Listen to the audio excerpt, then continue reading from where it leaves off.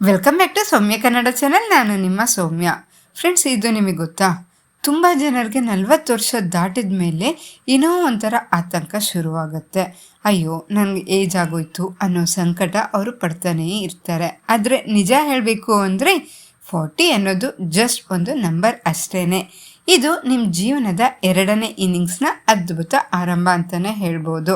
ಆದರೆ ಈ 2ನೇ ಇನ್ನಿಂಗ್ಸ್ ನಾವು ಸುಖವಾಗಿರಬೇಕು ಅಂದರೆ ನಾವು ಮಾಡ್ತಾ ಇರೋ ತಪ್ಪುಗಳನ್ನ ನಾವು ತಿಳ್ಕೊಂಡು ಅದನ್ನು ನಾವು ಇವತ್ತು ತಿದ್ಕೊಬೇಕಾಗತ್ತೆ. ಹಾಗಾದರೆ ಆ ತಪ್ಪುಗಳು ಯಾವುದು, ಅವುಗಳಿಂದ ನಮ್ಮ ಆರೋಗ್ಯ ಹೇಗೆ ಹಾಳಾಗುತ್ತೆ ಅನ್ನೋದನ್ನು ನೀವು ತಿಳ್ಕೊಬೇಕು ಅಂದರೆ ಈ ವಿಡಿಯೋವನ್ನು ನೀವು ಕೊನೆವರೆಗೂ ನೋಡಿ. ಯಾಕಂದರೆ ಕೊನೆಯಲ್ಲಿ ನಾನು ಹೇಳೋ ಮಾತು ನಿಮ್ಮ ಜೀವನದ ದೃಷ್ಟಿಕೋನವನ್ನೇ ಬದಲಾಯಿಸ್ಬೋದು. ಫಸ್ಟ್ ಬಂದ್ಬಿಟ್ಟು ಆರೋಗ್ಯದ ಕಡೆ ನೀವು ನಿರ್ಲಕ್ಷ್ಯ ಮಾಡಬೇಡಿ. 40 ದಾಟಿದ ಮೇಲೆ ನಮ್ಮ ದೇಹ ಬದಲಾಗ್ತಾ ಇರುತ್ತೆ. ನನಗೆ BP ಇಲ್ಲ, ಶುಗರ್ ಇಲ್ಲ ಅಂತ ನೀವು ಸುಮ್ಮನೆ ಕೂರಬೇಡಿ. 6 ತಿಂಗಳಿಗೊಮ್ಮೆ ಆದರೂ ನೀವು ಜನರಲ್ ಚೆಕಪ್ಪನ್ನು ಮಾಡಿಸ್ಕೊಳ್ಳಿ. ಶತ್ರು ಬರೋ ಮುನ್ನವೇ ನಾವು ತಯಾರಿ ನಡೆಸಿದ್ರೆ ಯುದ್ಧ ಗೆಲ್ಲೋದು ತುಂಬಾ ಸುಲಭ ಅಲ್ವಾ? 2ನೇ ತಪ್ಪು ಬಂದ್ಬಿಟ್ಟು ಆಹಾರದ ವಿಚಾರದಲ್ಲಿ. ಈ ವಯಸ್ಸಿನಲ್ಲಿ ಉಪ್ಪು, ಸಕ್ಕರೆ ಮತ್ತು ಅತಿಯಾದ ಮೈದಾ ಪದಾರ್ಥಗಳನ್ನ ಸೇವಿಸೋದು ವಿಷಕ್ಕೆ ಸಮಾನ ಆಗತ್ತೆ. ಜೀರ್ಣಕ್ರಿಯೆ ನಿಧಾನ ಆಗೋದ್ರಿಂದ ಹಾಲಿನ ಉತ್ಪನ್ನಗಳು ಮತ್ತು ಕಾರ್ಬೋಹೈಡ್ರೇಟ್ಸ್ ಅಂಶಗಳನ್ನು ಆದಷ್ಟು ಕಡಿಮೆ ಮಾಡಿ. ರುಚಿಗಿಂತ ಆರೋಗ್ಯಕ್ಕೆ ತುಂಬಾ ಆದ್ಯತೆ ನೀಡಿ. 3ನೇದಾಗಿ ಬಂದ್ಬಿಟ್ಟು ನಾವು ಪ್ಯಾಕ್ ಮಾಡಿದ ಆಹಾರಕ್ಕೇ ಹೆಚ್ಚು ಮೊರೆ ಹೋಗ್ತಾ ಇದ್ದೀವಿ. ಅದರ ಬದಲಿಗೆ ನಾವು ಸೊಪ್ಪು, ಬಣ್ಣ ಬಣ್ಣದ ತರಕಾರಿಗಳು, ತಾಜಾ ಹಣ್ಣುಗಳು ಮತ್ತು ಒಣ ಹಣ್ಣುಗಳು ಅಂದರೆ ನಟ್ಸ್, ಡ್ರೈ ಫ್ರೂಟ್ಸ್ ಅಂಥದ್ದು, ಇದನ್ನು ನಮ್ಮ ಫುಡ್ಡಲ್ಲಿ ನಾವು ಸೇರಿಸ್ಕೊಬೇಕಾಗತ್ತೆ. ಇವೇ ನಿಮಗೆ ನಿಜವಾದ ಶಕ್ತಿ ನೀಡೋ ವಿಟಮಿನ್ ಮಾರ್ಗಗಳು.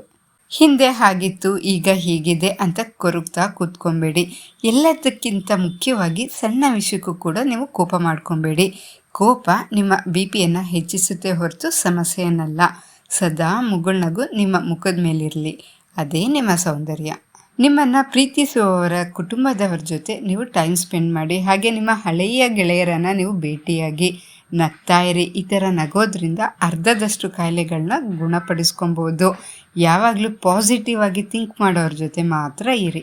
ನೀವು ಕೇಳ್ಬೋದು, ಈ ವಯಸ್ಸಿನಲ್ಲಿ ನಮಗೆ ವ್ಯಾಯಾಮ ಬೇಕಾ ಅಂತ ಕೇಳ್ಬೋದು. ನೀವು ಪ್ರತಿದಿನ ಕನಿಷ್ಠ ಪಕ್ಷ ಒಂದು 30 ನಿಮಿಷ ಆದರೂ ವಾಕ್ ಮಾಡಲೇಬೇಕಾಗತ್ತೆ. ಅಥವಾ ಯೋಗ ಮಾಡಿ. ಹೊಟ್ಟೆ ತುಂಬ ತಿನ್ನೋದಕ್ಕಿಂತ ಆಗೊಮ್ಮೆ ಈಗೊಮ್ಮೆ ನೀವು ಉಪವಾಸ ಮಾಡೋದನ್ನು ಪ್ರಾಕ್ಟೀಸ್ ಮಾಡ್ಕೊಳ್ಳಿ. ಇದು ನಿಮ್ಮ ದೇಹದ ಕಲ್ಮಶಗಳನ್ನ ಹೊರಹಾಕಲು ಸಹಾಯ ಮಾಡುತ್ತೆ. ಮೊಬೈಲನ್ನು ಪಕ್ಕದಲ್ಲಿಟ್ಬಿಟ್ಟು ನೀವು ಸಮಯಕ್ಕೆ ಸರಿಯಾಗಿ ಮಲಗಿ. ಇನ್ನೊಂದು ವಿಷಯ, ನೀವು ನಿಮ್ಮ ಫ್ರೆಂಡ್ಸ್ನ ನೋಡಲು ಅಥವಾ ಪ್ರವಾಸ ಹೋಗಬೇಕು ಅಂದ್ಕೊಂಡ್ರೆ ನಾಳೆ ಅಂತ ಕಾಯಬೇಡಿ. ಇವತ್ತೇ ಹೋಗಿ, ಇಂದೇ ಪ್ಲ್ಯಾನ್ ಮಾಡಿ. ಯಾಕಂದರೆ ಈ ಕ್ಷಣ ನಮ್ಮದೇ. ಫಸ್ಟ್ ನೀವು ಆರೋಗ್ಯವಾಗಿದ್ದರೆ ಮಾತ್ರ ನಿಮ್ಮ ಮಕ್ಕಳು ಮತ್ತು ನಿಮ್ಮ ಕುಟುಂಬದ ಭವಿಷ್ಯ ತುಂಬಾ ಚೆನ್ನಾಗಿರುತ್ತೆ. 40 ಆದಮೇಲೆ ಜೀವನವನ್ನು ಒಂದು ಭಾರ ಅಂತ ತಿಳ್ಕೊಬೇಡಿ. ಇದೊಂದು ವರ ಅಂತ ಭಾವಿಸ್ಬಿಟ್ಟು ನೀವು ಪ್ರತಿ ಕ್ಷಣವನ್ನು ನೀವು ಸಂಭ್ರಮಿಸಿ. ಈ ವಿಡಿಯೋ ನಿಮಗೆ ಇಷ್ಟ ಆಗಿದರೆ ದಯವಿಟ್ಟು ಈಗಲೇ ಈ ವಿಡಿಯೋನ ಲೈಕ್ ಮಾಡಿ. ಹಾಗೆ ನಿಮ್ಮ ಫ್ರೆಂಡ್ಸ್ ಆ್ಯಂಡ್ ರಿಲೇಟಿವ್ಸ್ ಎಲ್ಲರಿಗೂ ಶೇರ್ ಮಾಡೋದನ್ನು ಮಾತ್ರ ಮರಿಬೇಡಿ.